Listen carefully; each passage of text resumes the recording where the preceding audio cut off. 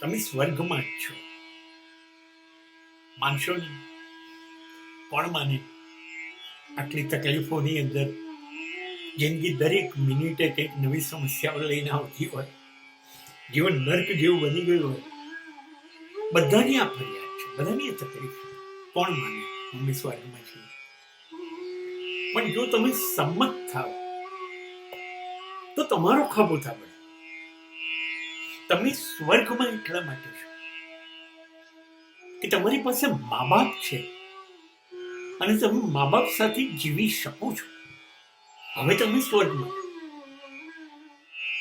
તમે સ્વર્ગમાં એટલે છો કે એક જ મા અને પિતા ના સંતાનો, તમારા ભાઈ બહેનો હજી તમારી સાથે જીવે છે અને લાગણીઓની લેવડ દેવડ કરવા તૈયાર છે.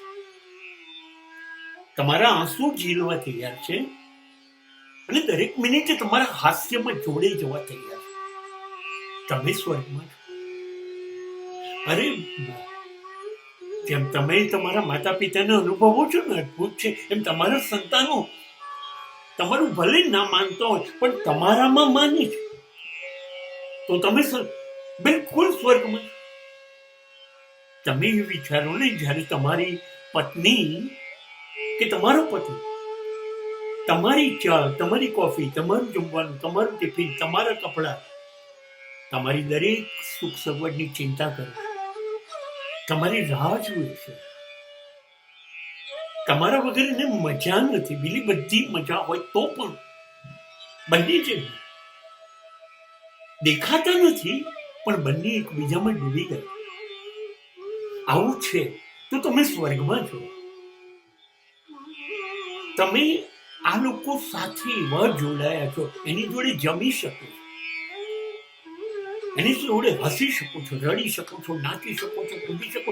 આનાથી વધારે શું જોઈએ? આ બધું તો સ્વર્ગમાં નથી. દેવતાઓએ અપ્સરાઓ રાખવી પડે છે. એ લોકો આવું નથી કરી શકતા. અને આપણે દેવતા નથી તો પણ આપણે રીતે જીવીએ છીએ. અને જો હજી નસીબ હશે તો આપણને આજુબાજુથી કુટુંબ પણ મળશે, મિત્રો પણ મળશે અને સમાજ પણ આપણો સ્વભાવ જોઈ અને આપણી જોડે જો જોડાઈ જાય ને તો એક નહીં 7 જન્મનું સ્વર્ગ ઊભું કરી શકાય. હવે માનું છું